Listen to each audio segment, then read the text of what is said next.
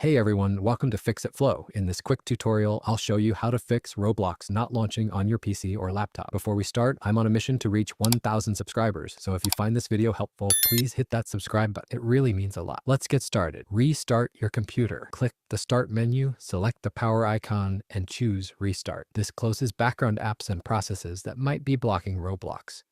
Tip: try playing Roblox before opening any other programs. Uninstall Roblox, right-click the Start menu and select Installed Apps. Search for Roblox Player, click the three dots or select it on Windows 10 and choose Uninstall.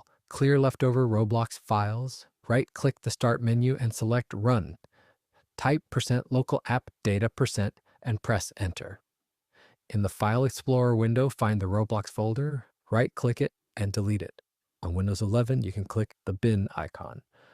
Reinstall Roblox. Go to the official Roblox website and sign in. Open any game and click play. When prompted, click Download Roblox. Open your downloads, find Roblox Player Installer, and double-click it to install. Close overclocking programs. If Roblox still won't open, check the hidden icons in your taskbar for apps like MSI Afterburner or Riva Tuner. Right-click them and choose Close or Quit. And that's it. You've now fixed Roblox not launching on your PC or laptop. If you found this tutorial helpful, subscribe and leave a comment with any questions. Thanks for watching.